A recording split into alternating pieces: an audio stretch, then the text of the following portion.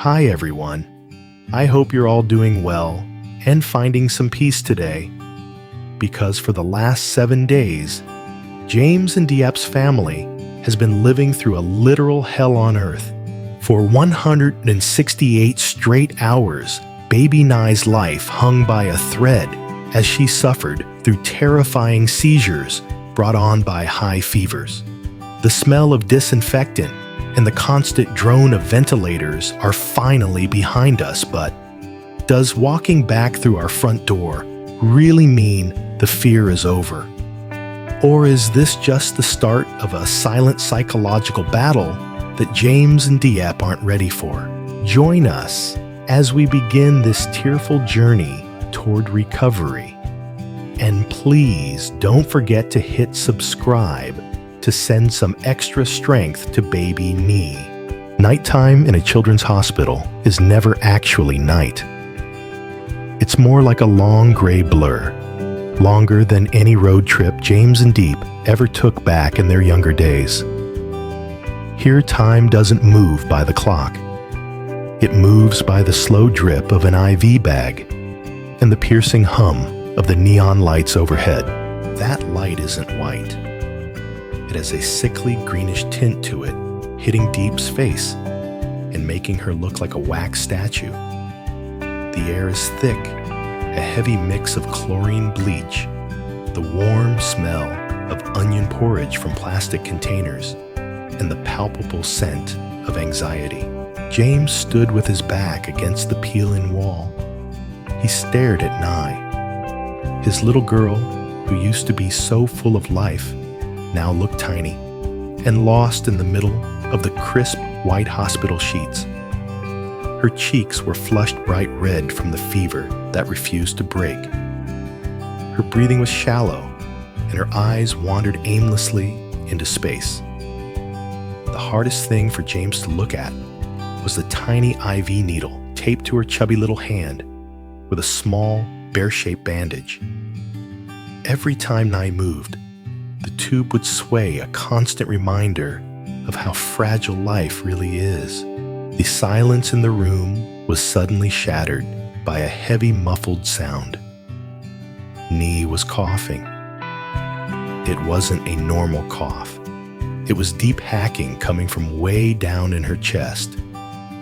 With every cough, her tiny body would tense up, and her hands would clench the edge of the blanket.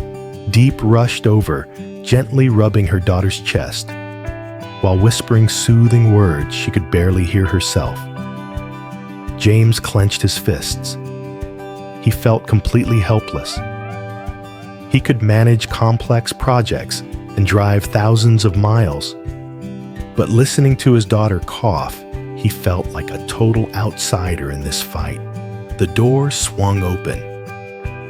A young doctor walked in his white lab coat, wrinkled after a long shift. He picked up the chart at the foot of the bed, flipping through the lab results with an almost eerie calmness, the kind of calm you only get when you've spent your life on the front lines of life and death. After placing his stethoscope on Nye's chest to check her heart, the doctor looked up. "The fever is still peaking, but the good news is her lungs are clear," he said. His voice was flat, yet it had a reassuring weight to it. It's a viral infection. It spreads fast and gets complicated in the first 48 hours.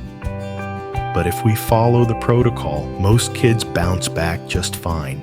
James felt a bitter taste in his throat, like he just swallowed a pill.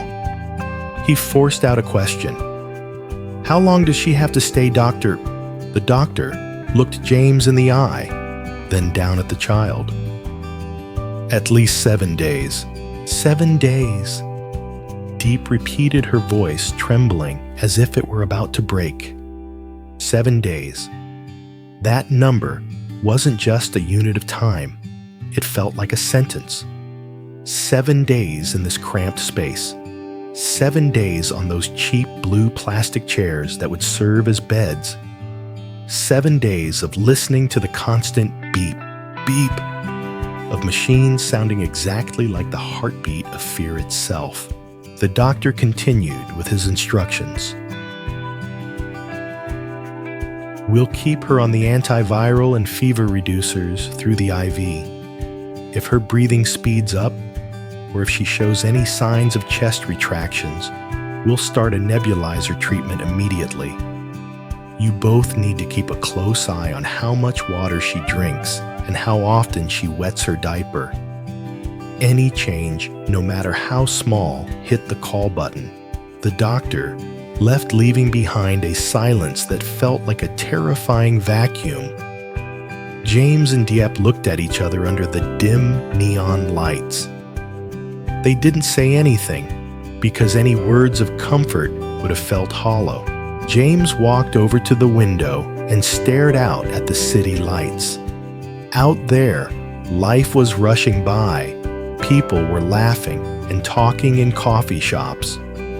But here, in this tiny room, the world had come to a standstill. He turned back and saw Diep sitting on the plastic chair by the bed, her hand still holding Nye's tiny one. He realized that from this moment on, they were officially starting a marathon of patience. No turning back, no shortcuts.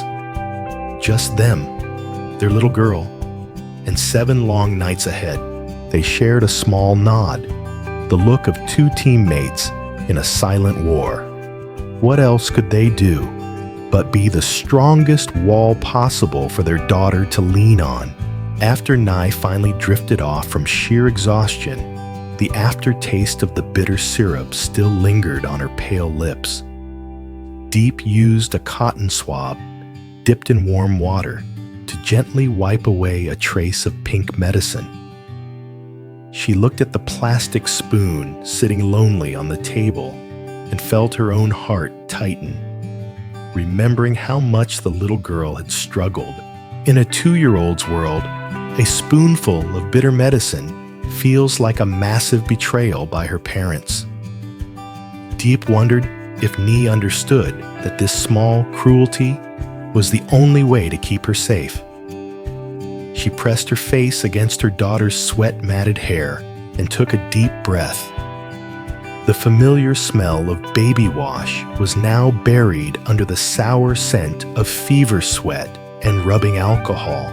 James stood there, his hands still shaking slightly. He remembered the feeling of having to pin down his daughter's tiny shoulders so Diep could give her the medicine.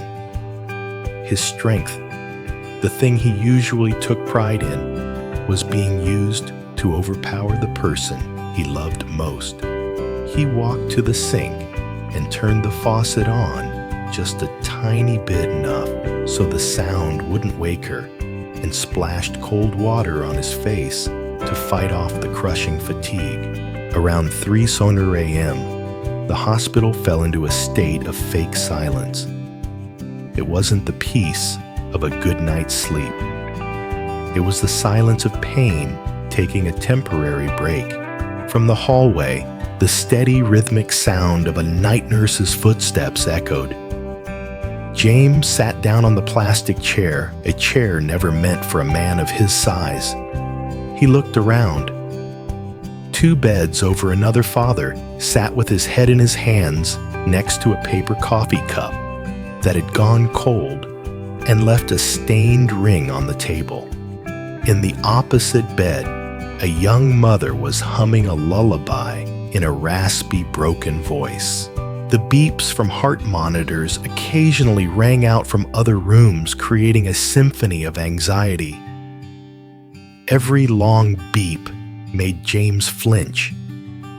He found himself checking Nye's IV line over and over to make sure it wasn't blocked, or squinting at the bag hanging above her to see if the fluid had reached the bottom line yet. When the darkness was at its deepest, the fever returned for its revenge. James, drifting in and out of sleep, suddenly felt a wave of heat radiating from Nye. He touched her forehead. It was burning like a coal plucked straight from a fire. "Diep, she's burning up!" he whispered, his voice cracking. The battle started all over again. A nurse brought in a basin of warm water and stacks of white towels.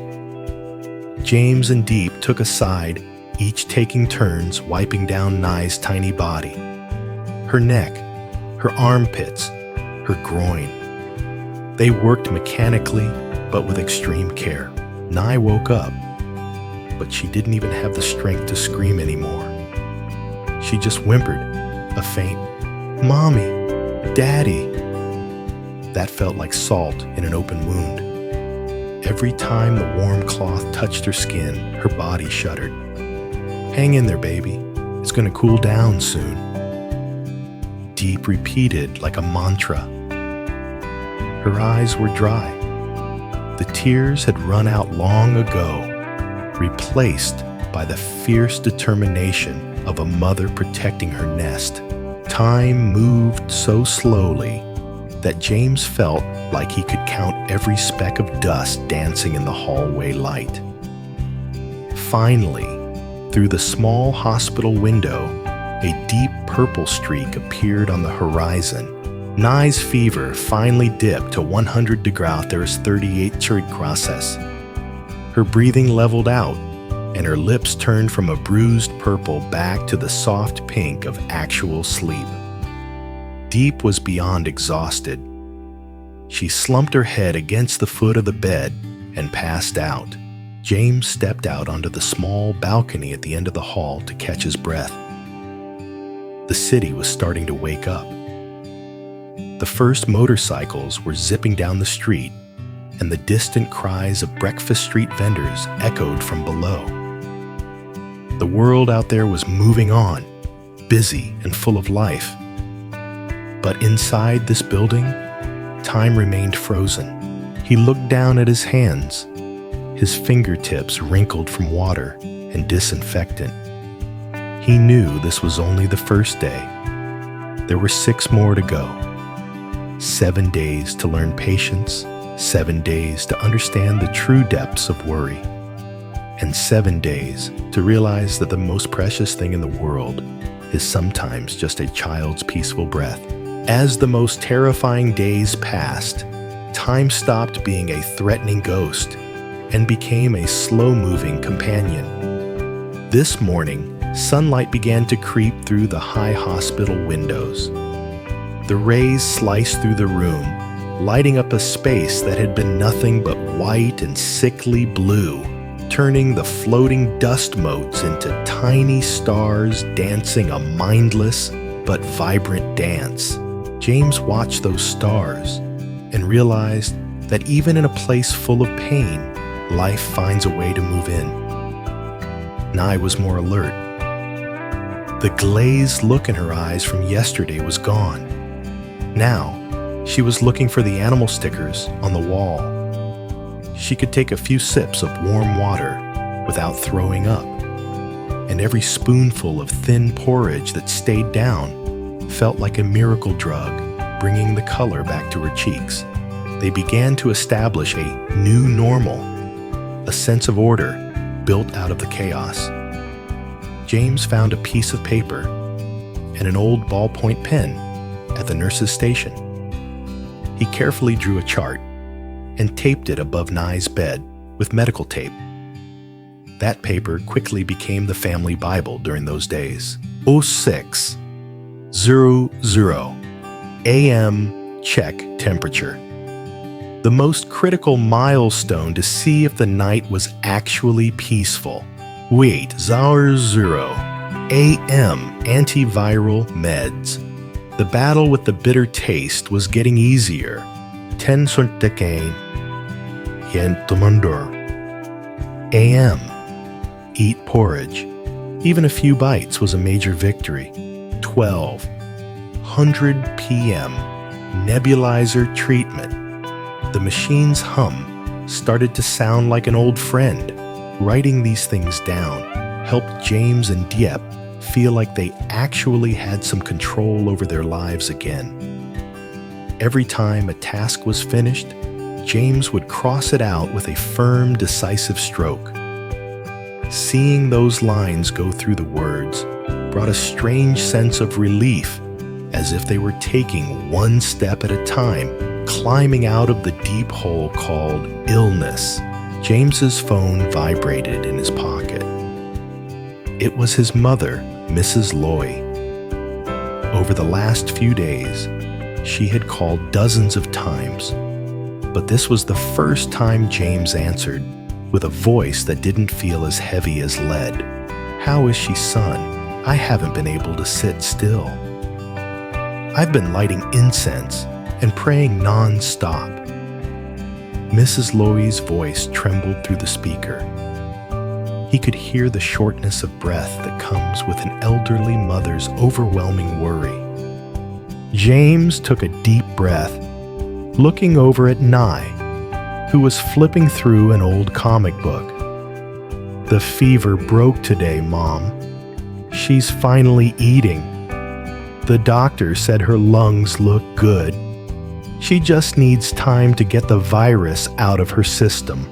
He heard his mother let out a sigh of relief on the other end. It was so long and deep that James felt like a weight had been lifted off his own shoulders. She didn't say much else, just kept repeating, "Don't worry about the money, and don't skip your meals. You have to stay strong to take care of her." True to her word, less than 24 hours later, Mrs. Loy appeared in the pediatric ward's hallway. She didn't come empty-handed. In one hand, she carried a shiny stainless steel tiffin carrier. In the other, a bag of fresh fruit and a plastic container filled with braised pork, James's favorite dish. Her presence seemed to warm up the entire hospital room. She didn't ask many questions. She just went straight to work. She opened the containers, and the aroma of onion porridge and minced meat filled the air, completely overpowering that stifling smell of disinfectant. It was the smell of home. Mrs. Loy sat on the edge of the bed, her wrinkled, warm hand stroking Nee's soft hair. "You gave us all quite a scare. Be a good girl and get well soon so Grandma can take you to the park," she whispered. Ly looked at her, her little lips moving slightly. She couldn't say much yet, but the way she leaned her head into her grandmother's hand showed that magical bond of family. Standing nearby, Diep's eyes suddenly welled up. She realized that in this fight, they weren't alone. The plastic chairs didn't feel quite so hard anymore. And 7 days? Maybe they weren't going to be so long after all. After Mrs. Loy left, and Ly fell into her first peaceful afternoon nap in days, James and Diep sat down together at the only small table in the room. They opened the container of braised pork she had brought. The meat was tender, and the rich taste of fish sauce and black pepper hit them hard. How long had it been since they'd had a real meal? They ate in silence, but it was a silence of understanding. James looked at his wife and noticed the dark circles under her eyes had faded a bit in the afternoon sun. He reached out and squeezed her hand under the table. The hospital was still noisy, and medical carts were still clattering in the hallway. But at that exact moment, they knew they had made it over the steepest part of the climb. The morning of the 7th day didn't start with an alarm or the hustle of the city. It started with a gentle stillness, the kind of peace James had been praying for over the last 144 hours. He opened his eyes. The hospital ceiling was still the same white plaster with a few old stains. But that suffocating feeling was gone. He turned to look at Ly. The child was still asleep, but she looked so much more comfortable. No more painful tensing up, no more moaning in her dreams. James reached out a trembling hand and pressed it against her forehead. He held his hand there for a long time, counting every passing second, holding his breath to feel the temperature of her skin. Her skin was cool, a miraculous morning dew kind of cool. The fever's gone, he whispered, his voice hoarse and breaking with pure happiness. Diep bolted up instantly, like a coiled spring. For a whole week, she had been sleeping on mother's instinct. The slightest sound was enough to wake her. She looked at James, then at her daughter, and when she saw her husband's confirming nod, she burst into tears. It wasn't a cry of pain. It was the total release of a week's worth of bottled up fear and exhaustion. Her eyes, swollen from lack of sleep, suddenly brightened, looking more beautiful than James had ever seen them. When the doctor walked in for the final checkup, the whole room seemed to light up. He wasn't wearing his usual stern expression as he looked at the chart. He placed his stethoscope on Nee's chest and listened to the steady, rhythmic beat of her heart. "Congratulations." The doctor smiled, the wrinkles around his eyes softening. "Her blood counts are stable, and her lungs are perfectly clear. You're all set to head home today." The word home sounded like a victory anthem. James started packing. Items that had felt so gloomy just a few days ago suddenly felt strangely familiar. He folded Nye's tiny clothes and packed away the milk cartons and leftover medications. He looked at the nebulizer and the cold compresses and gave a bittersweet smile. They had been weapons in a war, and now they were being tucked away like souvenirs of a hardship they had survived together. They walked out of room 402. James carried Nee in his arms. She rested her head on his shoulder, her big eyes curiously taking in everything around her. She saw other babies still hooked up to IVs, and other parents still wearing masks of worry. She even waved goodbye to a little boy in the opposite bed, the one she had been fighting alongside for the last 3 days. With every step down the long hospital corridor, James felt lighter. He passed the nurses' station where the staff were still busy with syringes and prescriptions. He gave them a small nod, the silent night watchman who had walked this path with his family. As the hospital's automatic glass doors slid open, a wave of sweltering summer air hit them. But instead of being annoyed by the heat, James took a deep breath. It was the smell of freedom, the smell of exhaust street dust and life in full swing. In the taxi, Nee sat between her parents. She started babbling, pointing at the yellow school buses and the bright billboards along the road. Diep gripped James's hand, resting her head on his shoulder. "We're going home," she whispered. Home. That word meant something completely different now. Home wasn't just a place to live. It was their safest sanctuary, a place without the smell of disinfectant, a place with a soft bed and dolls waiting for Nye to come back. James looked out the window at the busy crowds rushing by. He realized that after 7 days in another world, he had learned to cherish the most ordinary things, a quiet breath skin that isn't burning with fever, and the feeling of coming home together after the storm. As he stepped out onto the hospital plaza, it felt like he had just crossed between two different worlds. The sky wasn't necessarily bluer than usual, but in his eyes, it was remarkably clear. The air outside wasn't sterilized by chemicals. It smelled like hot sun and the gritty, familiar dust of the city. The city and the rich, savory aroma of the breakfast stalls lining the streets. They tucked Nye between them on their old motorbike. James drove with an unprecedented level of caution, as if he were carrying a fragile crystal treasure. He navigated around every pothole and took every familiar turn at a crawl. The wind brushed past their ears, carrying the sound of Nye's clear, sweet giggles. It was her first time in a week seeing leaves fluttering in the breeze. As they turned into their small alley, the welcome from their old friends brought a surge of emotion to Diep's heart. Vong, the family dog, frantically chased after the wheels, his tail wagging so hard he kicked up a cloud of dust. Perched on the moss-covered wall, Mew the cat maintained her usual regal pose, giving a flick of her tail as if to say, "Welcome back, little one. We're home," James whispered.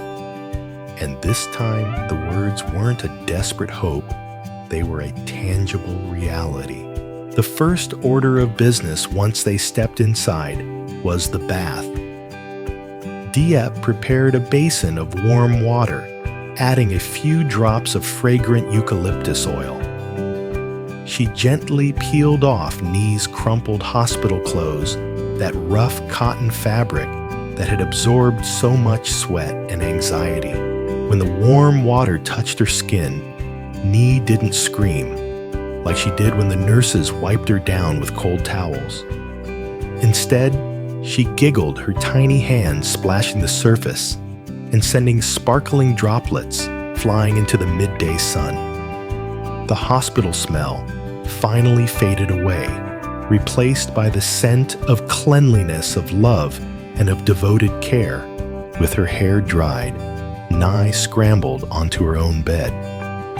There was her teddy bear with the frayed ear and her favorite carrot-shaped pillow. In less than 5 minutes, she was in a deep sleep. It was a natural sleep, no fever reducers, needed no interruptions from the beep, beep of machines. Watching her chest rise and fall in a steady rhythm, James and Diep finally allowed themselves to believe that the storm had truly passed. While Nye slept, James quietly slipped out to his bike. He had a secret mission he'd been planning since the third night in the hospital, the night he saw Nye in the most pain. He stopped at a large toy store at the end of the street. Among thousands of bright toys, his eyes landed on a Barbie doll in a pink dress as fluffy as a cloud, with kind blue eyes and golden hair. James picked it up, a faint smile playing on his lips. He thought to himself, if you were brave enough to get through those needles, those hacking coughs, and the suffocating air of this past week, then from here on out, you deserve to worry about matching your doll's clothes instead of worrying about fevers. He paid for the toy and asked the clerk to wrap it in the sparkliest paper they had. When Nye woke up in the late afternoon, the first thing she saw was a large gift box sitting right next to her pillow. Her tiny hands, still marked with bruises from the IV needles, trembled with excitement. She tore through the wrapping paper, and when the doll appeared, her eyes went wide, shining like two little stars. Nye hugged the doll tight to her chest, a tired but blissful smile spreading across her face. It wasn't a forced smile. It was the smile of life returning. Leaning against the doorframe, James and Diep looked at each other. All the exhaustion, the sleepless nights on plastic chairs, the cold takeout meals, and the sheer terror of the last 7 days. It all seemed to vanish, washed away by that single smile. The first dinner back home was simple, but tasted incredibly good. the sound of her favorite cartoons on TV, the clinking of chopsticks, and the smell of a home-cooked meal filled the kitchen. Life couldn't just go back to normal overnight. James knew that for the next few days, he'd still find himself bolting awake at 2:00 a.m. out of habit to check her forehead. Diep would still catch her breath every time she heard Ly clear her throat. But now, every mundane moment, from sharing an orange to watching Ly play on the rug, felt priceless. As the sunset stained the living room red, James took Diep's hand. They didn't need many words.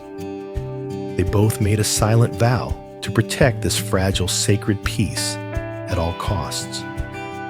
They finally understood that true happiness wasn't about traveling to far-off places. It was about being able to return home with the people you love, to a place where your child's breath is steady, peaceful, and warm. The clock struck 2:00 a.m.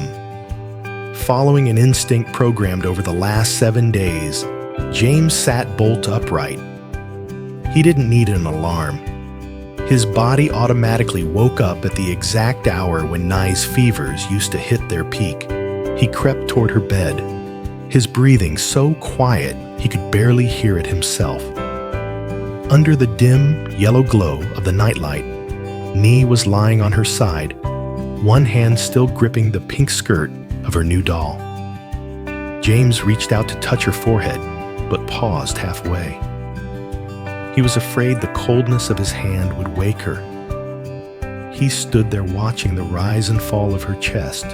1, 2, 3, steady and soft. She's okay, he told himself, yet he still let his fingers graze her cheek one more time, just to feel that miraculous, healthy coolness. It was a spiritual ritual that only someone who has pulled an all-nighter in a hospital could ever understand. You're still up. Diep's voice came softly from behind him. She had been awake for a while too. They stepped out onto the balcony, where the potted plants had wilted slightly after a week of neglect. James poured 2 glasses of warm water, and they sat together, looking down at the quiet city alley in the middle of the night. You know, James set his eyes fixed on the distant horizon. Back in the hospital, I thought about a lot of things. I thought about unfinished projects, about all the times I traveled for work and only saw her through a phone screen. I asked myself what I was even chasing when the most important thing in the world was lying right there, fighting for every breath. Diep took his hand, her fingers interlacing with his. We're all like that. It's only when we're standing on the edge of losing everything that we realize what we have is a privilege. They sat there for a long time, not out of worry, but to digest the aftershocks of a terrifying week. The hospital had given them back a healthy child, but it had also given them a lesson in being present. The next morning, the house was filled with laughter and Ly's high-pitched shouting. She had officially regained the energy of a 2-year-old. She demanded toast with butter, wanted her cartoons on, and insisted that Daddy James host a tea party for her new Barbie. Mrs. Ly came over again, but this time she didn't bring a container of porridge. Instead, she brought a bouquet of fragrant lilies and a basket of fresh eggs from the countryside. The small living room felt crowded with love. The sounds of a grandmother cooing at her grandchild and the clatter of Diep cooking in the kitchen created a cozy family symphony. James sat in the corner, watching it all through his camera lens. He snapped a photo of Ly trying to pin a small bow on her doll's head, and one of Diep, smiling as she wiped the sweat off her forehead. He wanted to preserve these images, not to remember the pain, but to remind himself of the day his family truly came home. Late that afternoon, as the sunlight faded over the corrugated tin roofs, James took Ly for a stroll at the end of the alley. Her steps were still a little shaky, but her eyes were full of wonder. She pointed at the wildflowers along the road and watched the birds flying back to their nests. "Daddy, can we go to the park tomorrow?" Ly asked, looking up at him. James swung her up onto his shoulders, feeling the warm weight of the child he had almost feared he would lose to the darkness of the hospital. "Of course, baby. We'll go tomorrow, and I'll buy you the biggest balloon in the whole world." Their lives had returned to their usual orbit, but things weren't exactly the same.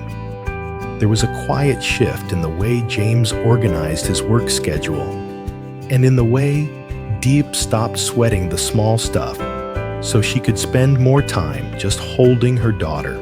They had traveled the longest road of all the road from a hospital bed back home, only to realize that real miracles don't lie in grand gestures. They lie in the simple, peaceful breath of the people you love all safe together under one roof.